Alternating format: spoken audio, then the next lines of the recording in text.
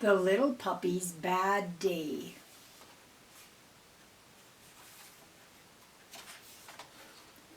The little puppy woke up early and looked around. Had he been dreaming? No, it was all true. For as long as he could remember, he had lived in the pet store in a 3-foot square wire cage. Last night a man, a woman, and a little girl named Jessie had carried him away in a cardboard box. Today was his first day in his new home. The little puppy peeked over the side of the box and wagged his tail. The basement had no windows, so it was still dark. Where was Jessie? The little puppy was ready to play. Then, suddenly, the little puppy felt very odd. He felt like chewing. In fact, his brand new puppy teeth made him want to chew everything. The little puppy sniffed around his box till his nose touched the brass alarm clock that Jessie had given him the night before. Its gentle ticking had kept him company all night long. Maybe it would feel good to chew on that. The little puppy thought. Chew, chew, chew. Oh, whoa, cried the little puppy. The alarm clock was hard, and it hurt the little puppy to chew it. He needed something softer.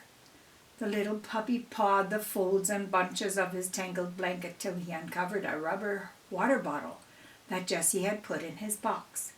He had snuggled up to it all night long because it had felt so soft and warm. Perhaps it would do. Chew, chew, chew. It did feel good to chew on, but the little puppy's new teeth were sharp. They pricked a hole in the hot water bottle and sploosh! Cold water ran all over his box. Just then the door to the basement opened. A light came on and Jessie stepped onto the stairs. "Good morning, little puppy," she called.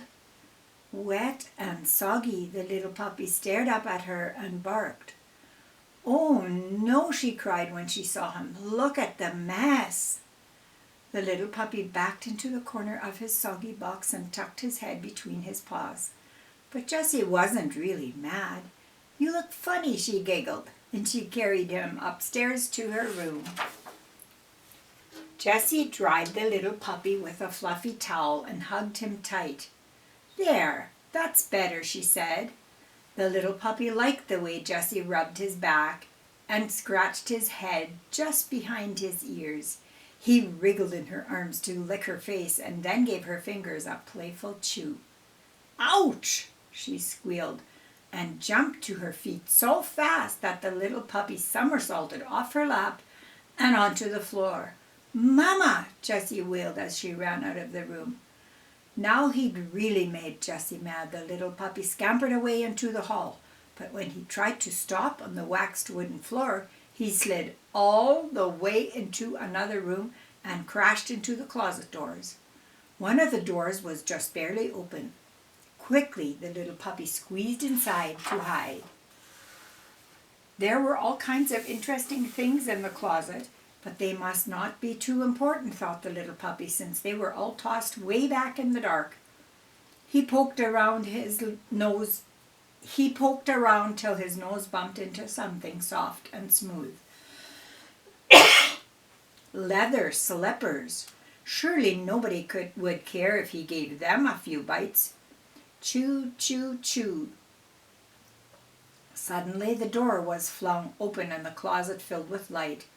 "Oh no, little puppy, it was Jessie's father, Mr. Stevens. Don't chew on my slippers." The little puppy was frightened to stay and see Mr. Stevens. The little puppy was too frightened to stay and see what Mr. Stevens would do next. He raced out of the room and into the hall. He tumbled down the stairs. At the bottom, the front door was ajar. The little puppy ran outside. The little puppy crawled under the porch swing. His first day in his new home was not going well at all. He'd better stay out here for a while, out of everybody's way and out of trouble. If only he had something to chew on. Plop! A rolled-up newspaper flew out of the sky and landed right in front of him. Someone must have thrown it away. What good luck! The little puppy was just about to sink his teeth into the front page when he heard a swooshing sound. A sleek cat with mean green eyes sat on the porch rail, swishing her long golden tail back and forth as she watched him. "I wouldn't do that if I were you," her eyes seemed to say. But the little puppy couldn't help himself. Chew, chew, chew. "Oh no, little puppy," said Mrs. Stevens as she opened the door. "Don't chew up the newspaper." The little puppy looked up at the yellow cat. "I told you so," said the grin on her face. The little puppy felt terrible. He raced past Mrs. Stevens into the house and turned into the first doorway he found. Ah, the perfect hiding place. A long table, covered with a white tablecloth that hung all the way to the floor. They'd never find him there, the little puppy thought as he dived underneath. The little puppy heard Jessie and Mr. Stevens and Mrs. Stevens calling him.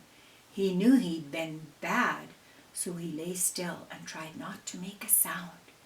The leg of the table just inches in front of his nose looked like it would be so good to chew, but he just closed his eyes and tried not to think about it. He was in enough trouble as it was. Soon he was asleep. When the little puppy woke up, he didn't feel very good. The truth of it was, he just had to chew on something. And there, in front of his half-sleepy eyes, was the fringe of the white tablecloth. It was tempting. The house was quiet, so the little puppy pawed at the fringe until he got the edge of the tablecloth into his mouth. It felt just right to chew, chew, chew. Suddenly Jessie burst into the room. "Little puppy, are you in here?" The little puppy was so startled he jumped and ran with the tablecloth still in his mouth. Crash! Dishes and silverware flew all around him. "Oh no!" cried Jessie and her parents. A sad little puppy looked out from under the cloth, and the first thing he saw staring in through the window was that yellow cat. She was really grinning this time. Jessie didn't scold the little puppy, and Mr. and Mrs. Stevens didn't spank him. What they did was even worse. They put him out in the backyard all by himself. He stared through the chain-link fence. The yellow cat sat on the neighbor's back porch and stared back. "Go away," barked the little puppy. "Stop watching me." But the cat just sat without moving, showing off how well she could behave. Suddenly the little puppy heard a loud vroom. He ran to the other side of the yard to see what it was. Jessie and her parents were in the car. He barked and barked, but still they drove away. They left without him. Had he been that bad? Maybe they'd never come back. For a long time afterward the little puppy cried. Then he crawled under a bush and lay down. He didn't even stop to growl at the yellow cat. He felt like chewing again, and a stick on the bush looked like it would be very good, but he did his best not to chew. Then he fell asleep. The little puppy woke with a start. It was getting dark. Someone was calling his name. "Little puppy, where are you?" It was Jessie. Little puppy, Mr. and Mrs. Stevens were calling him too. Were they all still mad at him? What would they do? The little puppy looked out from under the bush. "Come, little puppy," said Jessie. "We have a surprise for you." She picked him up and carried him into the house. In the middle of the kitchen stood a big cardboard box. Oh no, the little puppy thought. He'd been so bad they were going to take him back to the pet store.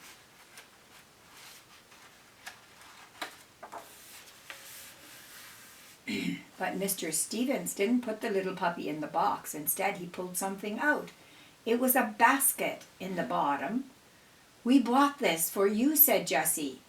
so you won't have to sleep in a cardboard box anymore. It has your name on it," she added. "See? Mischief.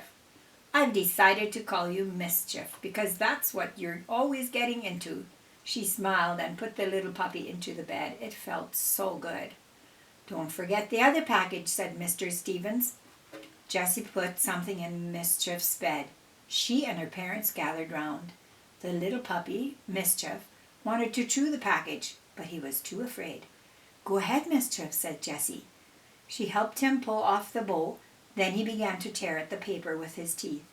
Very slowly at first, then faster. Chew, chew, chew. "Surprise!" cried Jessie. It was a bright red rubber bone. "Go ahead, little Mischief," said Jessie. "It's all yours. You can chew on it as much as you want." Mischief gnawed on the rubber bone. It felt just right. Now he wouldn't need anything else to chew. Jessie rubbed Mischief's back and scratched him under the chin. "It's hard being a new little puppy, isn't it, Mischief?" she whispered in his ear. That tickled. And the way Jessie said his new name made it sound just right. Mischief. He was going to like that name, he thought, and now he knew he liked his new home. Mischief chewed and chewed on his brand new red rubber bone until he drifted off to sleep, and then, all curled up on his wonderful new bed, he dreamed he chased that mean old cat right up into the tallest tree in the yard.